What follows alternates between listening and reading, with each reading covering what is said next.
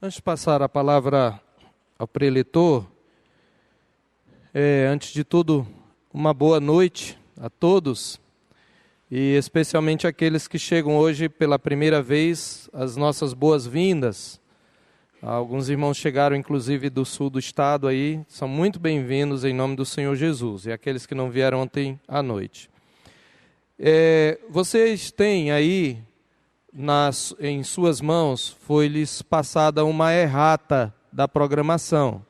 Quando nós fizemos o folder, para que fizéssemos com antecedência, nós o fizemos com uma disposição de horário, mas depois, devido à agenda dos preletores, nós tivemos que readequar o horário, e agora vocês têm o horário certo aí, do jeito que vai acontecer. Hoje à noite nós teremos aí as duas palestras do reverendo Mauro Meister.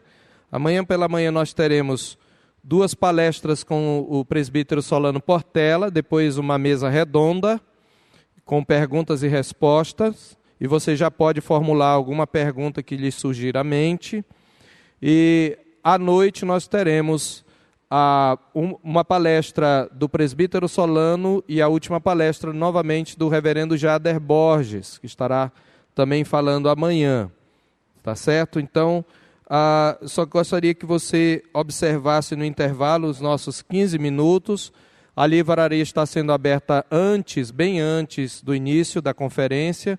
Depois que terminar a última palestra e do encerramento aqui, as moças da livraria Som do Céu, elas se prontificaram a ficar aí. Então, se você quiser, você fique à vontade pelo menos por mais uns 30 minutos, né? Que é o tempo que o pessoal conversa e tem comunhão, para você comprar alguns livros que nós selecionamos para sugestão aí para você comprar. E aí nós teremos então, depois do intervalo, nós voltaremos para cá. Então esses são os avisos, e eu quero então chamar aqui à frente o reverendo Mauro Meister, querido amigo, o reverendo Mauro, ele está atuando ali como professor no Andrew Jumper. Ele é pastor da Igreja Presbiteriana Barra Funda, não é isso? Uma igreja que ele está plantando, ele vai dizer melhor aqui. E um querido amigo, é um prazer tê-lo aqui, Deus possa usá-lo. Gostaria só de orar com ele e pedir a bênção do Senhor. Senhor nosso Deus e Pai, nós bendizemos e glorificamos o Teu nome, porque a Tua lei é perfeita e restaura a alma. Porque o Teu testemunho é fiel e dá sabedoria aos simples. Porque os Teus preceitos são retos e alegram o coração, porque o Teu mandamento é puro e ilumina os olhos, porque o Teu temor é límpido e permanece para sempre, porque os Teus juízos são verdadeiros e todos igualmente justos. Por isso eles são para nós, Teu povo, mais desejáveis do que ouro, do que muito ouro depurado, e são mais doces do que o mel e destilar dos favos. Agora, Senhor, dá-nos graça para ouvir-Te, com submissão, disposição à obediência, com fé, e dá graça ao Teu servo para transmitir a Tua palavra, como tem feito com fidelidade, na autoridade do Teu Espírito. Em nome do Senhor Jesus, nós oramos agradecidos. Amém. Deus abençoe, querido.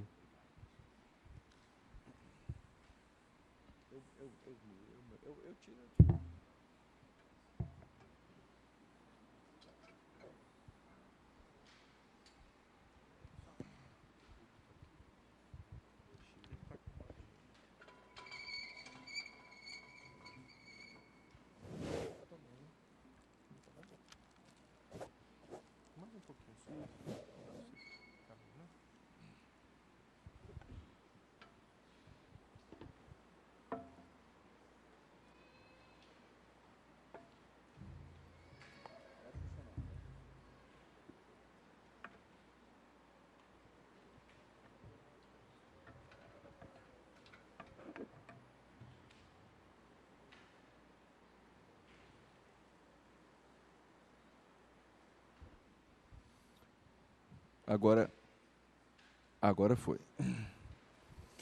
Boa noite, irmãos. É um prazer estar de volta. Há algum tempo atrás já estive com os irmãos aqui.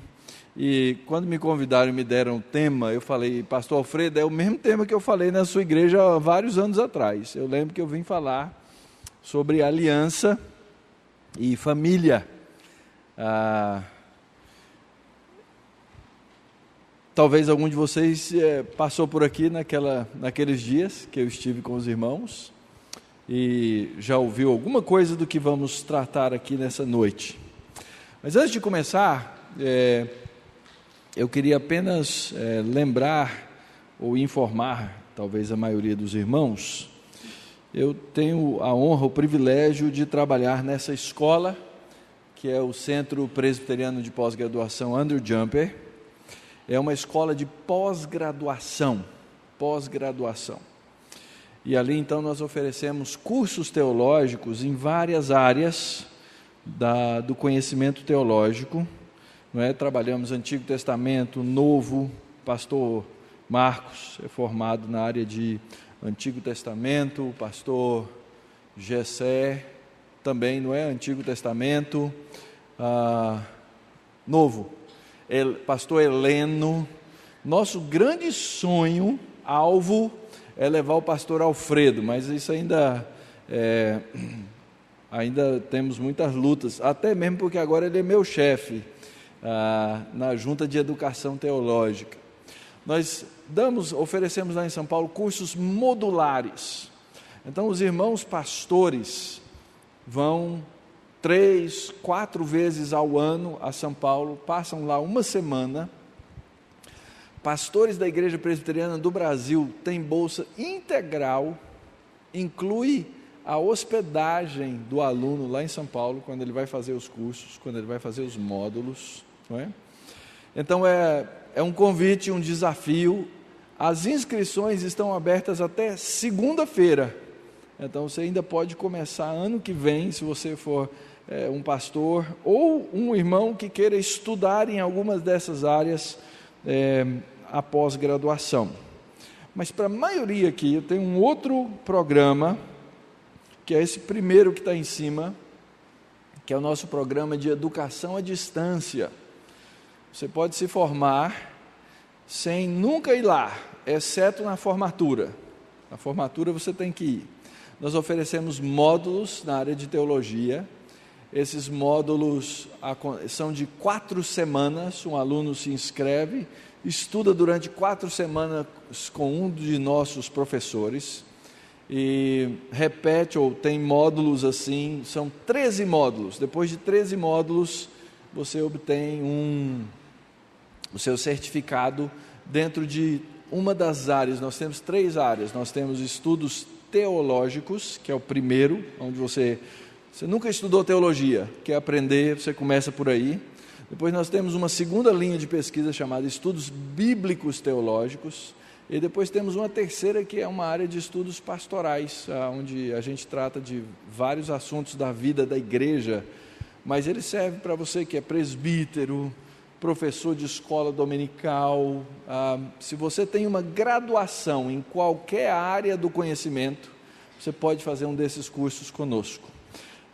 Ao final, se você tem interesse, esse é o nosso site, todas as instruções estão lá, mas eu trouxe aqui alguns folders que você pode pegar comigo e eu posso te explicar um pouquinho mais a respeito, tá bom?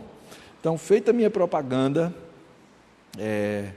agora vamos ao nosso tema e ao que nos chama aqui nessa noite. Vocês trabalharam ontem, ouviram o pastor Jader? Qual foi mesmo os 2 temas da sua introdução, pastor Jader? Convicção e sobre meninos, não é? A primeira palestra do pastor Jader, ele falou sobre você educa com convicção ou por conveniência. Não é isso? E nós vivemos numa geração que faz as coisas muito por conveniência. Nós temos a loja de conveniência, não é? Eu acordei hoje bem tarde, porque cheguei muito tarde, e lá onde eu estou hospedado já não tinha mais o café da manhã. Saí na rua, olhei em volta, não achei nada assim que pudesse ser o lugar para eu tomar um café, até que eu vi uma bandeira de um posto BR, e eu falei, lá no posto BR tem uma loja de conveniência. nós vamos atrás daquilo que nos é conveniente rapidamente. E às vezes nós esquecemos de que as coisas que fazemos, devemos fazer por convicção. E a primeira convicção que eu quero abordar aqui nessa noite com vocês é a convicção de quem nos ordenou, quem nos mandou, quem nos orientou ensinar. Porque se nós não tivermos essa primeira base, e se nós não entendermos então o porquê estamos ensinando, e porquê temos filhos, e porquê educamos os nossos filhos, nós vamos passar a viver por mera e pura conveniência das coisas que vão passando ao longo da nossa vida, ao longo da nossa história. Até porque nós vivemos num mundo de conveniências, como já falei para vocês, e até porque nós vivemos debaixo de leis e regras que às vezes tendem a nos fazer inclinar para o lado da conveniência. Por exemplo, olha só, segundo a nossa Constituição, de quem é a obrigação de ensinar e educar? Constituição Federal, educação, direito de todos e um dever do e da, mas a gente se apoia muito mais no Estado. E a gente luta para que tenhamos um Estado que dê uma educação boa, que dê uma educação de excelência, até porque existe uma crença meio que intrínseca em nós, de que educação é um elemento redentivo. Não é isso? Não é isso que o mundo acredita? Que a educação salva. Se o mundo tiver educação, nós estamos salvos. Qual é o lema do nosso atual governo? Pátria? Porque se a pátria fosse educadora, estava tudo salvo, estava tudo resolvido, nós não teríamos corrupção, nós não teríamos miséria, nós não teríamos fome, e nós então nos encostamos nessa conveniência, e nós deixamos de entender quem ordenou a quem ensinar e educar. E a primeira coisa, então, o primeiro texto da Escritura que eu quero levantar com vocês é o Salmo 78, que fala a respeito do ensino da família e da família da fé. Escutai, povo meu, escutai a minha lei, prestai ouvidos às palavras da minha boca. Olha como Deus trata desse assunto. Aliás, uma das expressões mais bonitas que existe no Antigo Testamento é essa expressão, povo meu, ami, meu povo, alguém que é chegado, alguém que é próximo. Deus diz assim: escuta, ouçam, meu povo, ouçam a minha lei, prestem ouvidos às palavras da minha boca. Abrirei os lábios em parábolas e publicarei enigmas de tempos antigos. O que ouvimos e aprendemos, o que nos contaram os nossos pais, não leia, olha para mim aqui agora. Não encobriremos a quem?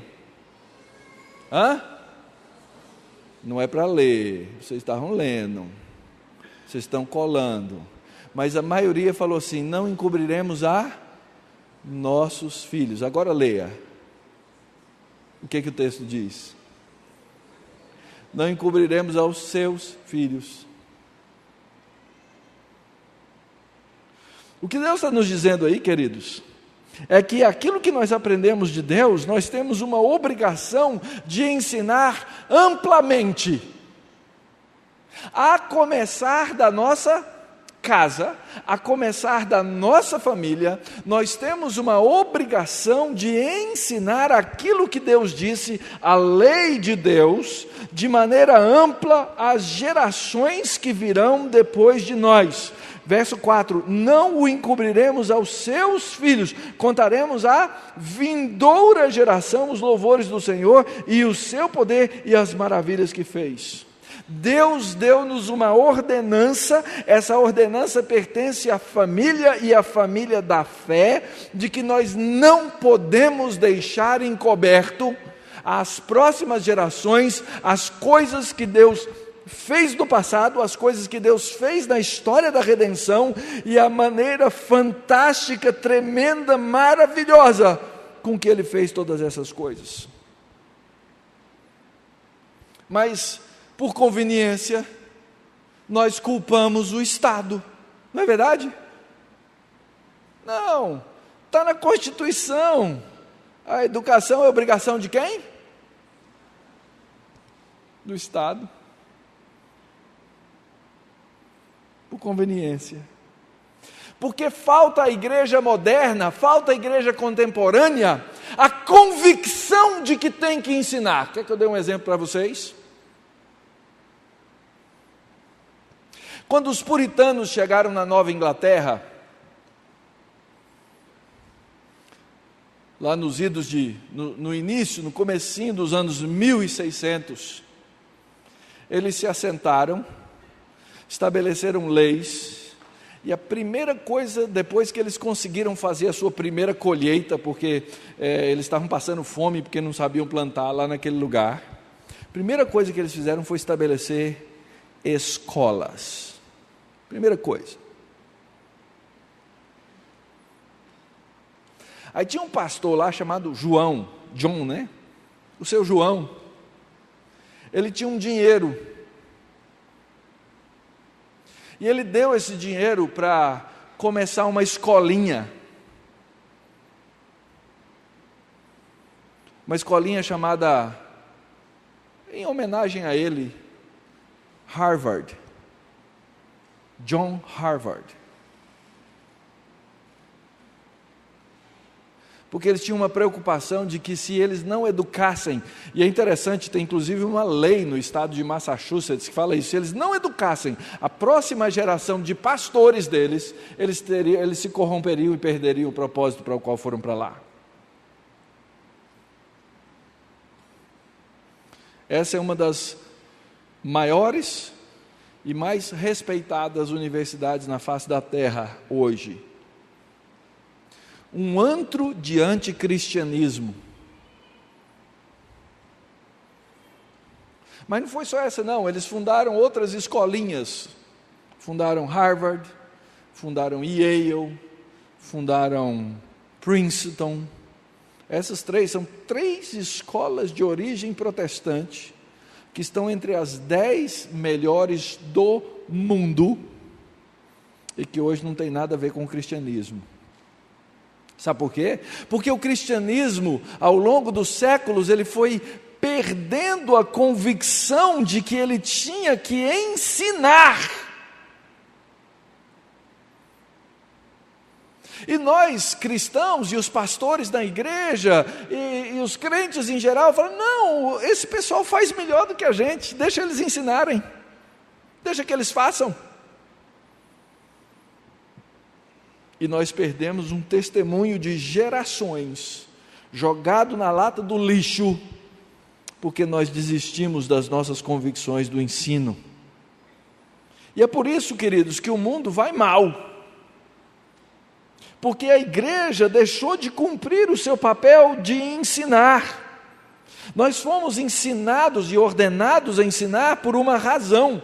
O Salmo 78 continua dizendo, ele estabeleceu um testemunho em Jacó, instituiu uma lei em Israel e ele ordenou, não foi um pedido educado, nada, ele mandou, porque manda quem pode e obedece quem tem juízo. Deus mandou que os nossos pais transmitissem aos seus filhos com um alvo. Olha aí, verso 6, a fim de que se levantassem, a fim de que a nova geração os conhecesse, filhos que ainda hão de nascer se levantassem, e por sua vez os referissem aos seus descendentes, com um alvo, com um propósito, verso 7, para que pusessem em Deus a sua confiança.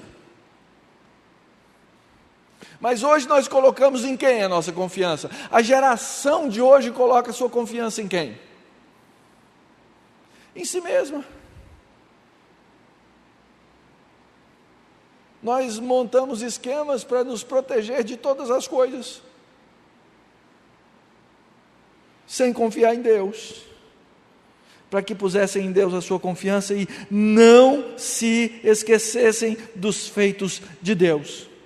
E não se esquecendo dos feitos de Deus, lhe observassem os mandamentos. E finalmente, para que não fossem como seus pais, uma geração obstinada, rebelde, geração de coração inconstante, e cujo espírito não foi fiel a Deus. Aí você olha para o mundo hoje, vê um mundo de infidelidade.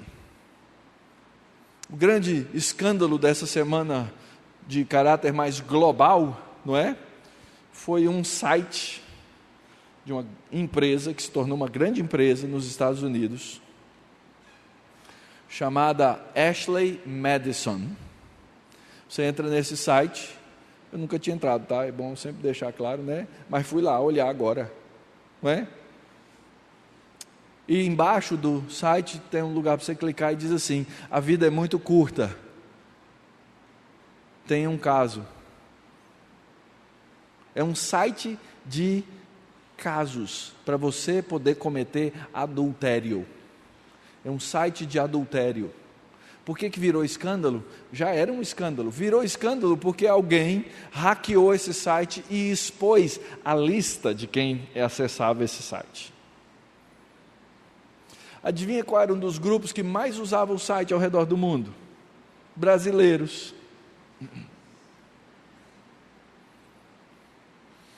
E adivinha quantas igrejas, quantos lares destruídos, porque ali estavam pastores, membros de igrejas, dezenas e dezenas e centenas e centenas e centenas de pessoas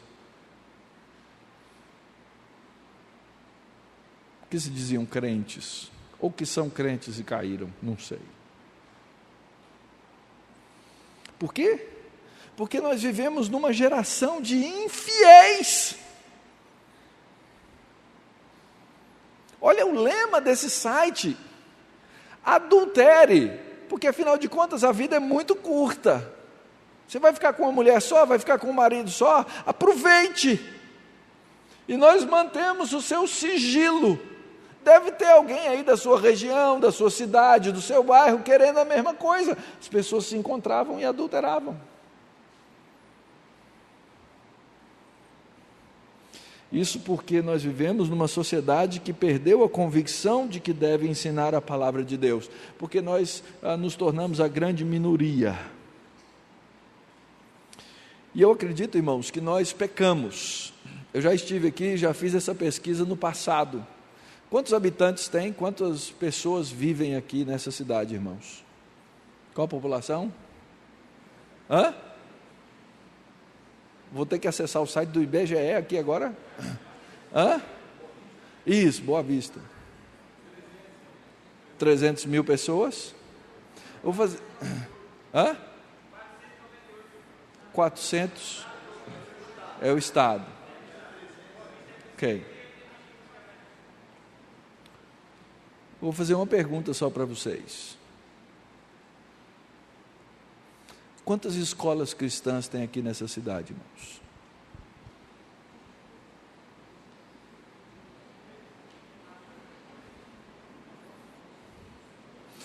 As igrejas não abrem mais escolas. Vou falar para vocês por quê. Primeiro, porque dá um trabalho miserável. Vou falar. Já trabalhei em escola, trabalho em escola e tenho o privilégio de ser diretor executivo de uma associação de escolas cristãs no Brasil.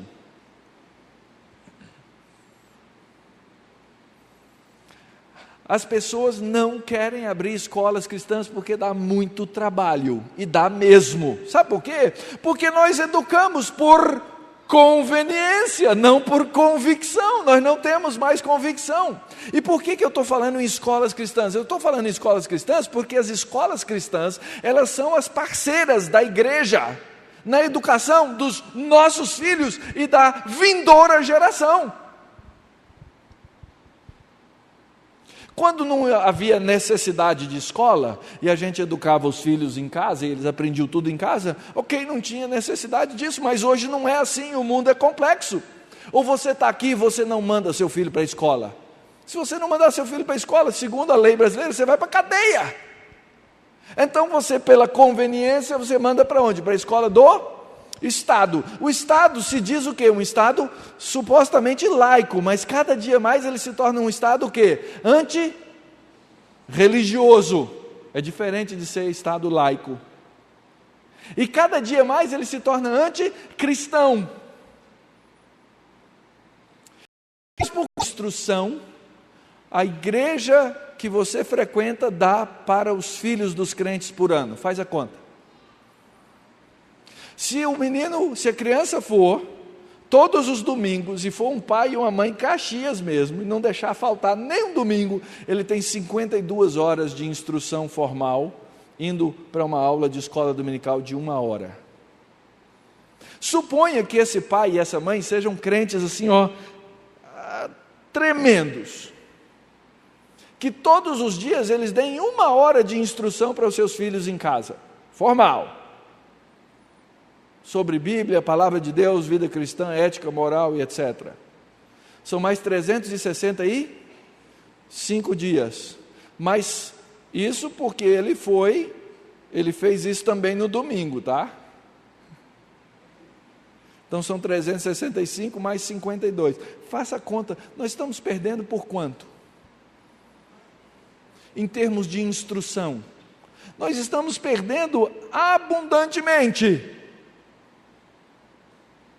Porque o professor, ele não entra na sala de aula e ele deixa de ser o que ele é, ele ensina aquilo que ele é. Aliás, esse é um dos chamados pilares da educação, ensinar a ser. Você só ensina a ser aquilo que você é. Nós perdemos, irmãos. Nossa educação é uma educação por conveniência.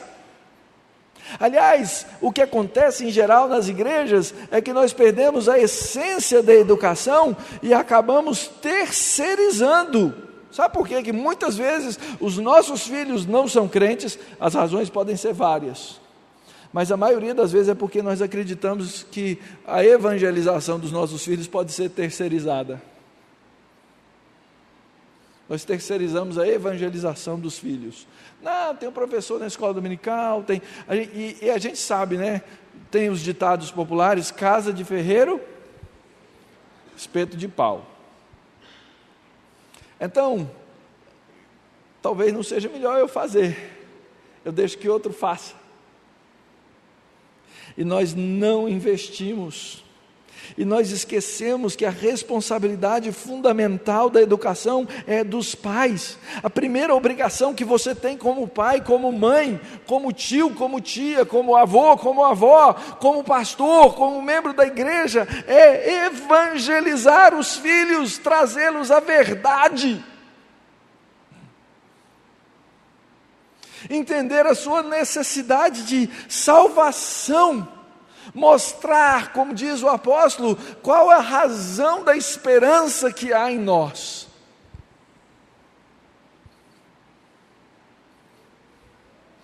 Mas por conveniência,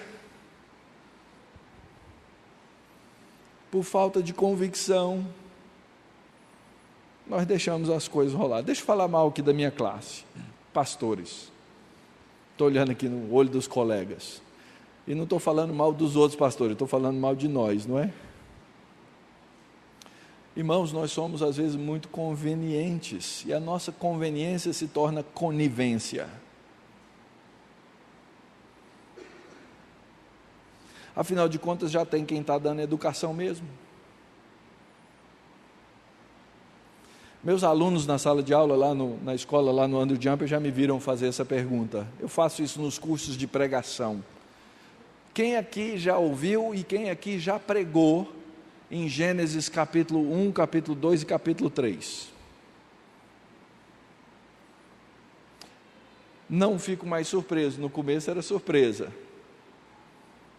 Hoje eu já não fico mais. Capítulo 3, às vezes sim, porque fala da queda. Capítulo 1 e 2, isso é muito complicado. Vou ter que tentar explicar para um jovem universitário da minha igreja esse negócio de criação de Deus, E esse negócio de evolução, vou me embananar todo. Qual que é o melhor caminho? O melhor caminho é fugir do assunto. É melhor fugir do assunto.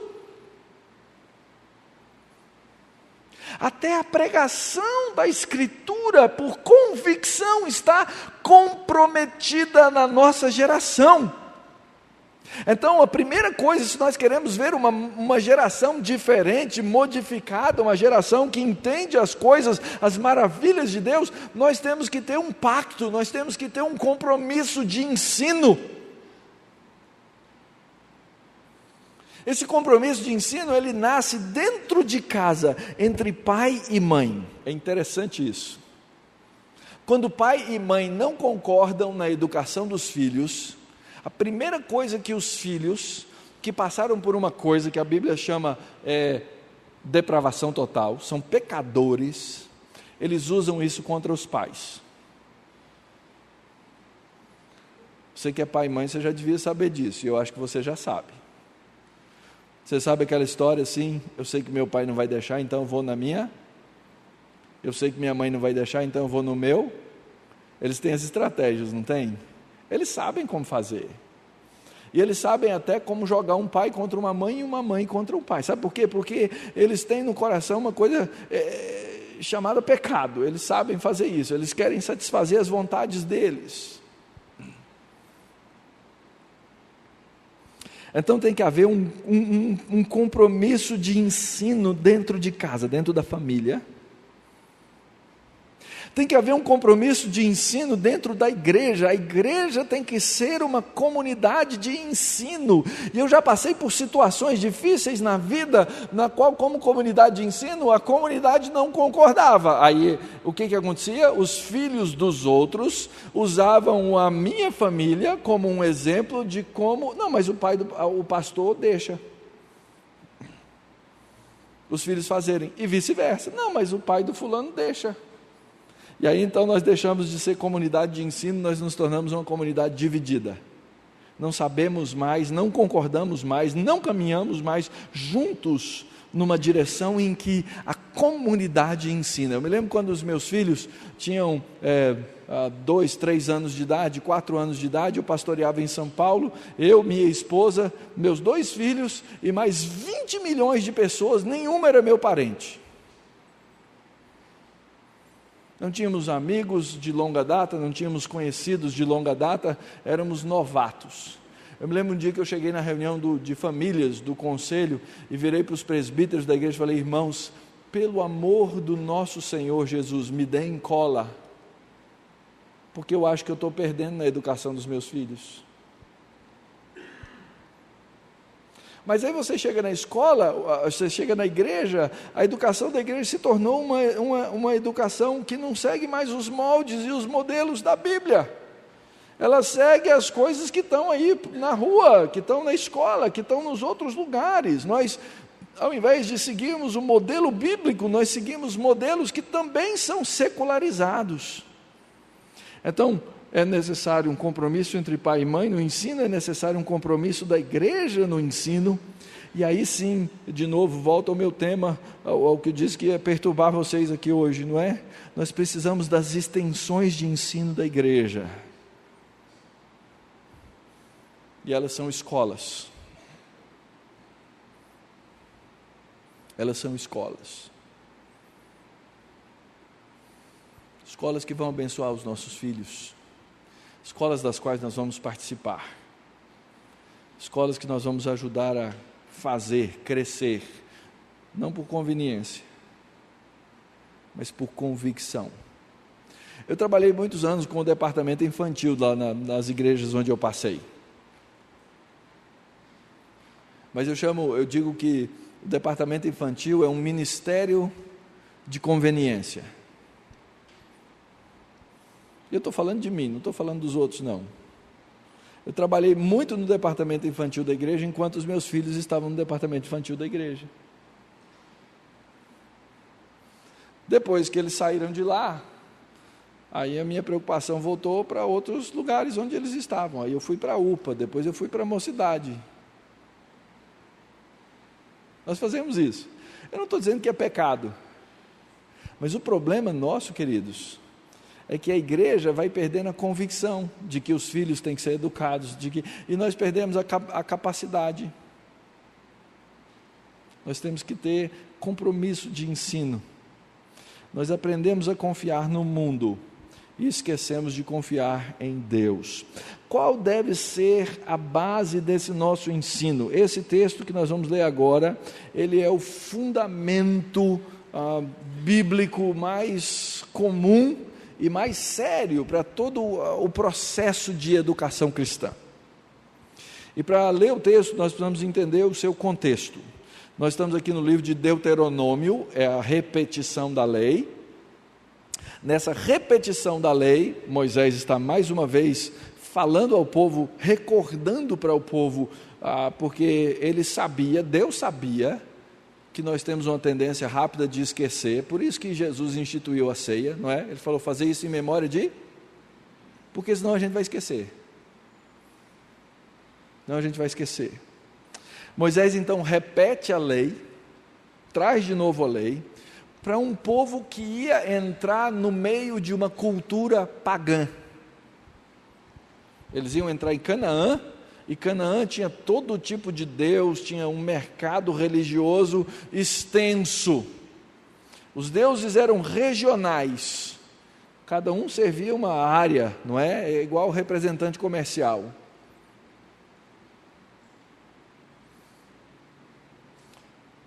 E se o povo não estivesse preparado, quando entrasse naquela terra, eles rapidamente sucumbiriam, cairiam diante do paganismo presente.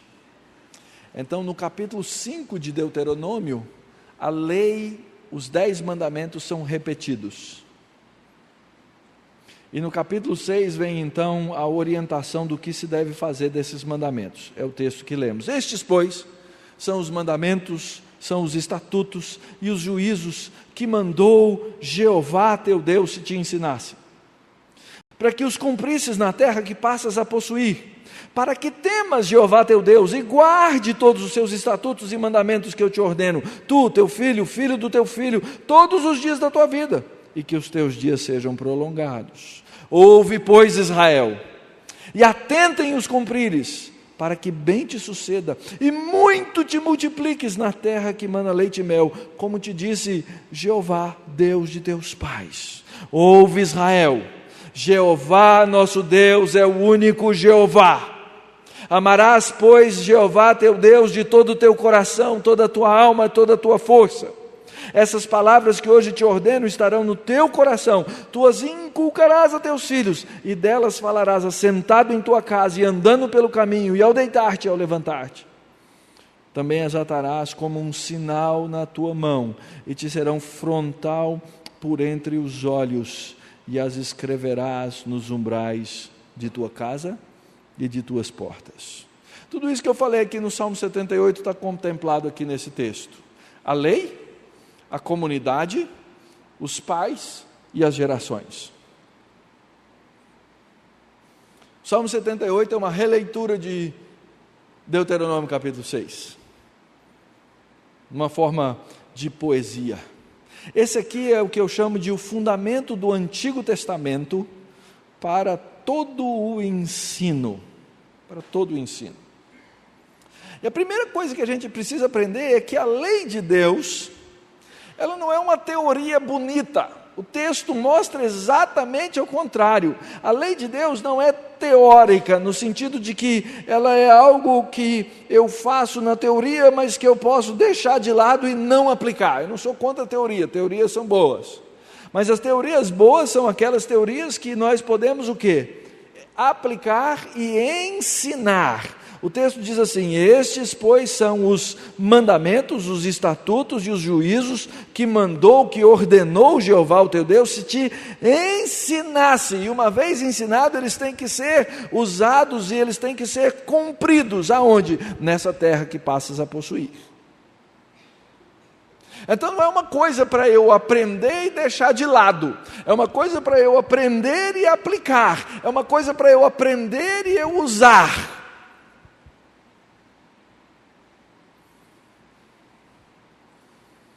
Tão importante para o povo de Deus, queridos.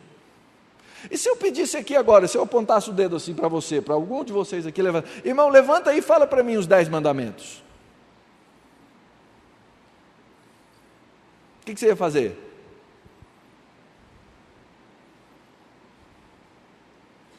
Nós não sabemos a lei de Deus, nós não sabemos o básico, irmãos. Cabe a nós coragem de vergonha, porque Deus disse que essa lei foi dada para nós aprendermos e usarmos, para nós aprendermos e cumprirmos, para nós sabermos enfrentar o paganismo do dia a dia.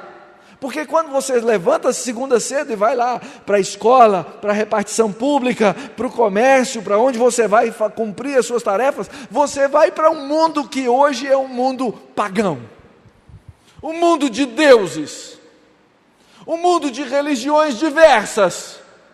E nós mandamos os nossos filhos para esses lugares. Se eles não estiverem preparados, eles podem facilmente sucumbir.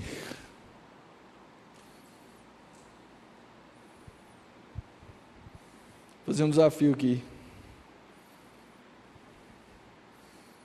Vá para casa. Durante essa semana, decore com seus filhos os 10 mandamentos. Porque senão você não vai saber nem amar a Deus sobre todas as coisas, e nem o próximo como a si mesmo. Que esse é o resumo da lei.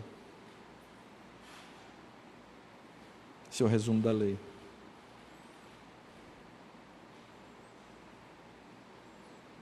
A gente sempre vem com aquela impressão assim, por conveniência, não dá para ficar só com o resumão, não, pastor.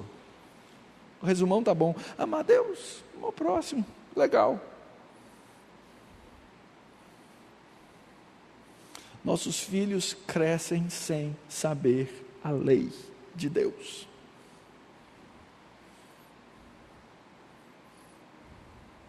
A lei de Deus, quando ela é ensinada e aplicada, ela serve para ensinar o temor. Olha só, o texto diz assim: para que temas Jeová teu Deus.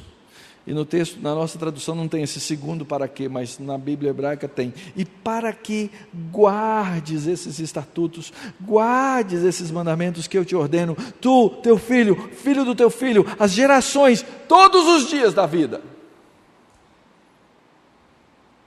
Então, queridos, a lei de Deus, ela tem um propósito. A lei de Deus, ela tem um alvo. Ela cria, ela ensina, ela mostra o temor a Deus. E é só a partir do temor a Deus que nós aprendemos a guardar essas coisas. Sem temor, nós vamos nos revoltar. Nos lugares onde a lei de Deus foi esquecida, Deus foi esquecido. Nós precisamos lembrar da lei de Deus. Como na oração do pastor Marcos. Uma lei justa, perfeita. Uma lei boa. Uma lei que quando nós amamos a Deus, nós aprendemos a amar. Mas é uma lei que quando nós aprendemos a amar a Deus. Então existe um propósito no ensino. O propósito é cumprir. O propósito é temer. O propósito é, o texto vai dizer, e que sejas bem-sucedidos, e que se prolonguem os teus dias na terra que o Senhor teu Deus te dá, e finalmente que muito te multipliques. É interessante. Vou fazer um desafio aqui para vocês, de novo. Qual é a primeira lei que aparece na Bíblia? Quem quer arriscar? Pegadinha de professor, vai? Tá vendo? Foi meu aluno, né? Pastor Marco, tá vendo? Ele sabe, né? Gênesis capítulo 1, versículo 28. E Deus os abençoou e disse: sede, multiplicai-vos, enchei a terra, dominai, sujeitai. Qual é o modo desses verbos? Modo imperativo. Quando o verbo está no modo imperativo, significa que Deus está dando uma ordem. É interessante que nesse verso duas coisas acontecem ao mesmo tempo. Deus abençoa, não é? Quando eu digo assim, Deus te abençoe, meu irmão, é um desejo meu que Deus faça alguma coisa. Para eu te abençoar, eu tenho que fazer alguma coisa. Se você disser assim, pastor, estou morrendo de fome, tem 3 dias que eu não como, e eu disser assim para você, Deus te abençoe, meu irmão, seu estômago vai parar de doer na hora de fome? Não. Porque provavelmente depois de 3 dias já não está mais nem doendo, né? Já está com as placas pregadas. Não é?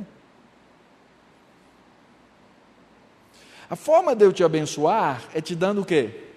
Alimento. Nessa hora que você está com fome. E que você não tem como arrumar comida.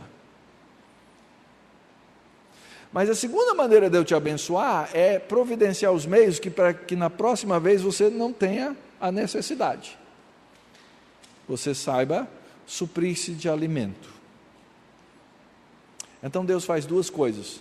Deus abençoa, dando ao homem as capacidades, hoje já se usa isso no português, o empoderamento, o poder de ser fecundo, de multiplicar-se e de encher a terra, e ao mesmo tempo, Deus dá a ordem para que o homem faça.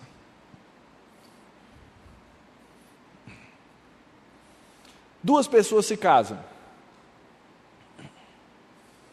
E na nossa sociedade moderna a gente tomou resoluções, e eu não estou fora delas, eu estou no lado do pecado também, tá? 2 pessoas se casam e têm um filho. Isso é multiplicação? Gente, ter um filho não é nem reposição, porque são 2 pessoas. Você diminui um ser humano, não é? De 2 você faz 1. Se você tiver 2 filhos, você repõe. Se você tiver 3 filhos, você soma. Você começa a multiplicar a partir do 4. É simples, queridos. Se é que eu entendo o significado da palavra multiplicar. E eu disse que eu estou no pecado porque eu sou dos covardes, eu tive 2, eu só fiz reposição.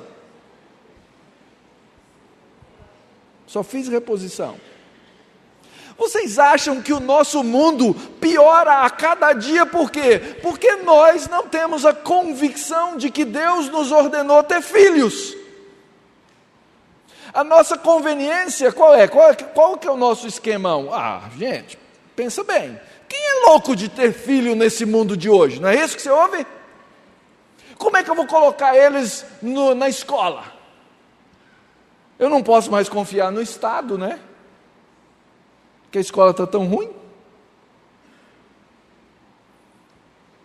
Nossas convicções, queridos, diminuíram a tal ponto que a primeira lei que aparece na Bíblia,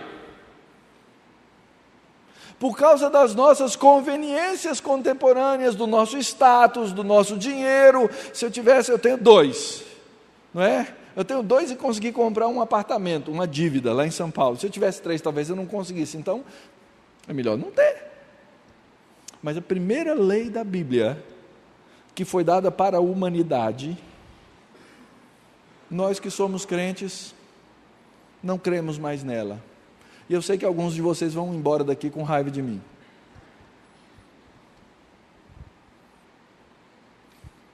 E a gente sempre brinca, né? Não, o pessoal em tempos passados tinha muitos filhos porque não tinha o quê? Televisão. Não tinha contraceptivo. Então eles tinham muitos filhos. Hoje, nós somos civilizados. Quem é louco de ter 4 filhos? E a igreja, temos que fazer um grande trabalho de evangelização, mas a igreja deixa de ter o quê? Gerações. Cada crente que deixa um filho no mundo, deixa crentes a menos. Cada casal. deixa crentes a menos. É simples, irmãos. Eu sei que você vai poder vir aqui na frente depois falar comigo. Não, pastor, isso é muito mais complexo. Mas é porque nós temos poucas convicções e mais conveniências. Cumprir, temer, ser bem-sucedido e... Pode falar, gente. Multiplicar. Então eu botei isso na conta dos meus filhos. Falei, olha, papai falhou, não tem jeito mais, mas vocês vão ter que dar um jeito de superar a minha falha. Eu quero muitos netos. Eu quero muitos netos.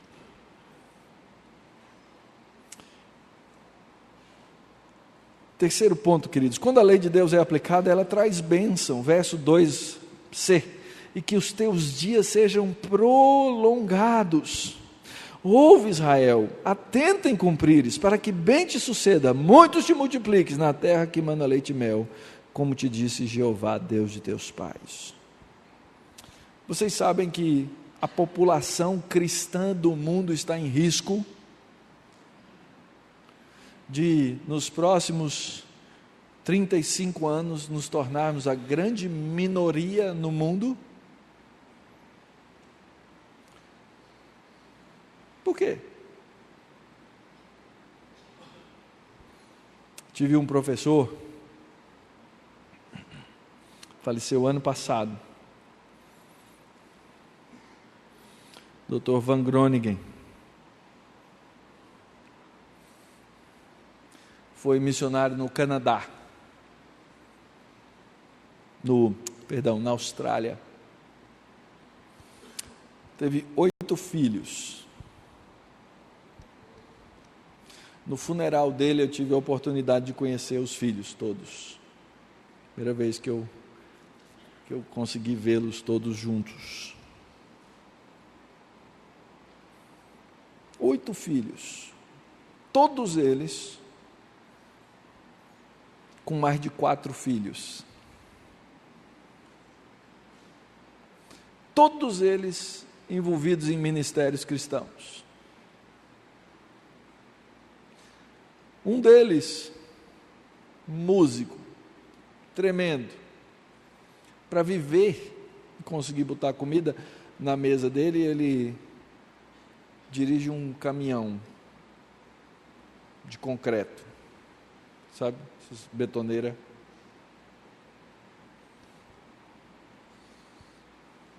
Porque tiveram muitos filhos, vários deles tiveram que fazer, lá nos Estados Unidos é possível, aqui não é, fazer homeschooling. Educaram os filhos em casa, tudo. Inglês, porque não é português, né? Inglês, arte, ciência, matemática, tudo.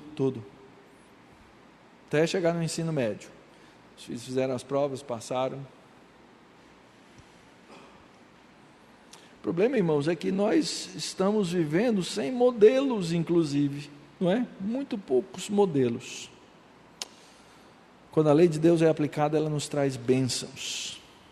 Qual o princípio, o que é fundamental? Esse verso 4 é o famoso Shema dos judeus. Ouve, né? Shema Israel. Ouve, Israel. Jeová é o único Jeová. É isso que o texto está dizendo. Você sabe, né? Quando a sua Bíblia traz Senhor em letras maiúsculas, né? Em caixa alta é o nome de Deus, é Jeová, ou Javé, ou Yavé. Ouve, Israel, só existe um Deus. A primeira coisa, o mais fundamental é que não é que toda religião é boa e toda leva para Deus. Não, é que só existe um Deus, só existe um caminho, só existe uma verdade. E nossos filhos, eles têm que ser educados nessa convicção. Eles precisam conhecer a verdade a respeito do Deus da Bíblia.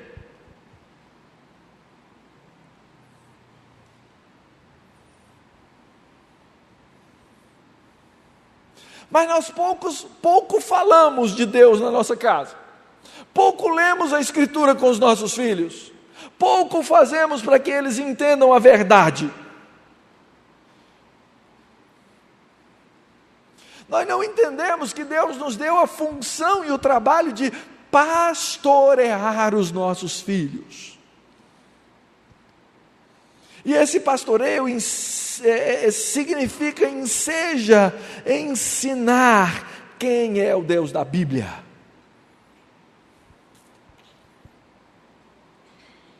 Segunda coisa, entender que esse conhecimento do Deus da Bíblia é mais do que um mero assentimento intelectual.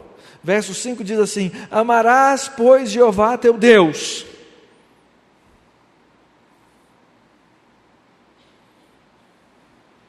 E o seu filho só vai aprender a amar a Deus quando ele enxergar na sua vida o amor a Deus.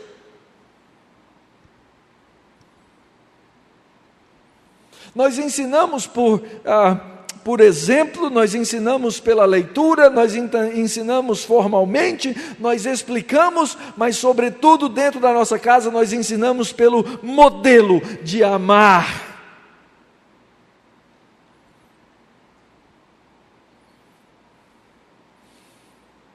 E o texto diz que esse conhecimento é um envolvimento completo.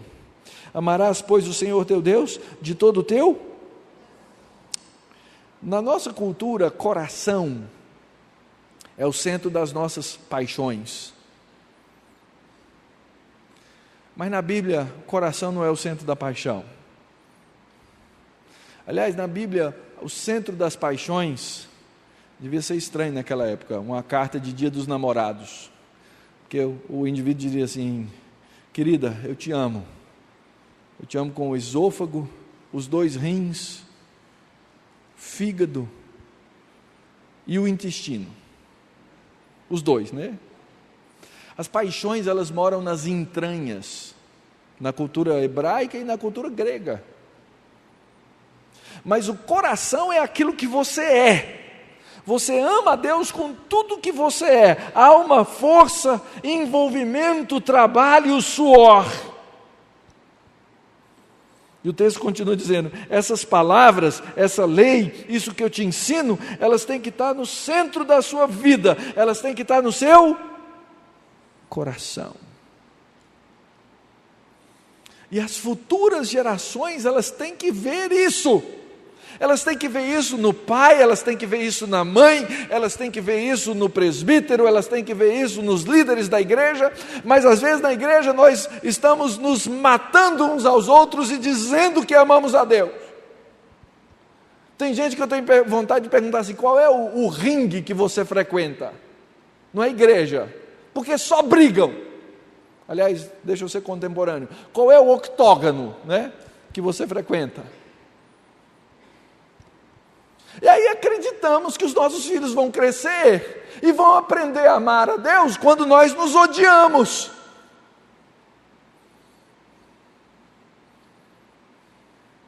O que vai acontecer com os nossos filhos é que eles vão cheirar essa hipocrisia. E lá para as tantas na vida deles, eles vão dizer assim: eu não quero ser hipócrita desse jeito.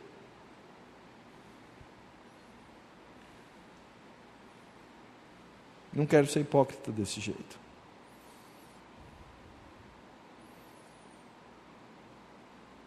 Conhece a história do pastor, né? Que perguntaram para o filho dele assim: quando você crescer, onde você gostaria de morar? Ou melhor, hoje, onde você gostaria de morar? Ele falou assim: na igreja. Por quê? Porque lá meu pai é legal. Lá o meu pai sorri para todo mundo. Lá o meu pai é gentil. Isso mostra, queridos, que nós temos inconsistências na nossa vida. Inconsistências que nós temos que colocar diante de Deus para aprender a amá-lo de todo o nosso coração, toda a nossa força, todo o nosso entendimento. Quinto ponto. Eu só tenho mais 1 minuto e meio para encerrar. Nosso amor a Deus deve ser refletido em todas as áreas da nossa vida. texto diz assim: essas palavras estarão no teu coração, e delas falarás aonde? Assentado na tua casa, andando pelo caminho, ao deitar-te, ao levantar-te, em todas as situações. E aí já vou para o meu ponto 6, a nossa obrigação de amor é de transmitir esse evangelho em todas as coisas. Essa ideia do verso 7, de inculcar aos filhos essas coisas. Porque nós vivemos, porque nós vivenciamos, porque nós nos entregamos a Deus, porque nós reconhecemos até a nossa incapacidade de fazê-lo. Eu costumo dizer que depois de 25 anos de casado e os filhos aí jovens, eu sei o segredo de educar filhos. Sabe qual é, queridos? Chama-se graça. Graça. Porque nós somos inconsistentes, nós somos incoerentes. Mas nós temos que aprender a nos agarrar na graça, e na graça vamos falar desse evangelho em casa, no caminho, ao deitar, e inculcar isso, para que isso traga temor ao coração dos nossos filhos. 7º ponto, com integridade. Diz o texto assim: essas palavras você vai atar na mão como um sinal, e serão frontal por entre os olhos. Eu chamo isso de as marcas da integridade. Tudo aquilo que eu for fazer tem que estar marcado por essa generosidade, misericórdia e graça da palavra de Deus. E quem chegar para olhar para mim e for para dentro da minha casa, vai ver isso na minha testa, vai ver isso estampado na minha cara, vai ver que o lugar onde eu vivo, ponto 8, verso 9, as escreverás nos umbrais da tua casa. Quem entrar na minha casa deve saber que ali prevalece a palavra de Deus. E finalmente o texto diz assim: na tua casa e nas tuas portas. Essas portas aí não são as portas de casa, são as portas de uma comunidade, de uma cidade. Uma comunidade que se une para ensinar a lei de Deus. Essa comunidade chama-se família da fé. Chama-se igreja, que com amor, com reverência, por causa da graça de Cristo, sabendo que precisa da misericórdia dEle, quer ensinar a lei de Deus em todo o tempo. Você está disposto, querida, a fazer isso pela sua casa? Eu quero dizer para você que não existe "é muito tarde para mim", não existe isso, não existe. Até porque isso não é papel e coisa de uma geração só, são de várias gerações.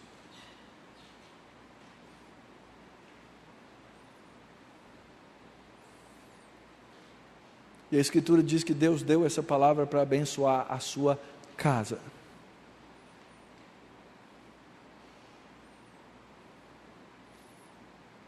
E Ele já fez no passado e pode continuar fazendo e trazendo essa bênção sobre você. Mas a primeira coisa que você tem que entender é que você tem que viver um compromisso debaixo dessa graça.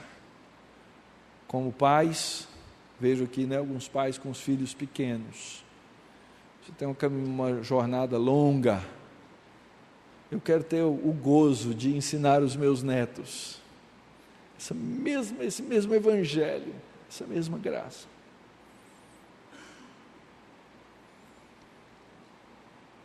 E essa igreja que está aqui representada, que vive nessa cidade de Boa Vista, tem que ter esse pacto de ensino para ver alguma coisa mudar nas próximas gerações. Vamos orar?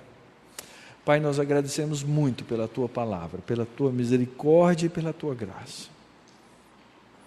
E rogamos, ó Deus, que o Teu Espírito, que é aquele que nos convence daquilo que precisamos ser convencidos, haja e trabalhe no nosso coração nessa noite.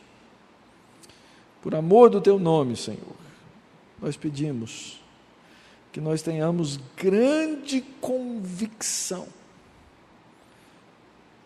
de que temos da mão do Senhor o mandato, a ordem, de deixar gravado para as próximas gerações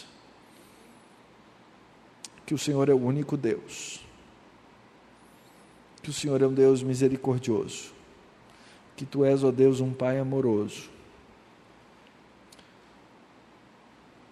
E sabermos, ó Deus, que se alguma esperança há, é somente essa e não outra. Por isso, ó Deus, convence-nos. É a oração que fazemos no nome de Jesus.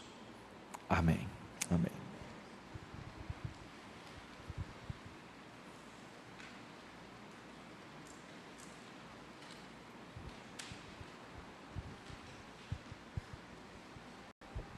Irmãos, vamos só agradecer o alimento e aí em seguida sair para o nosso intervalo.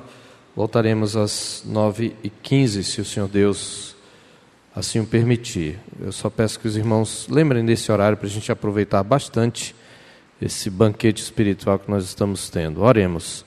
Senhor, nós te louvamos pelo bom alimento espiritual que recebemos da tua parte, na esperança, ó Deus, de que o teu Santo Espírito que inspirou a tua palavra, que iluminou o teu servo, possa nos conceder o poder não apenas para compreendê-la, mas para cumpri-la a partir de agora. Obrigado também pelo bom alimento, pelo bom lanche que nos foi preparado agora e por tudo que tu tens feito na nossa vida. Em nome de Jesus, amém. Podemos ir, queridos.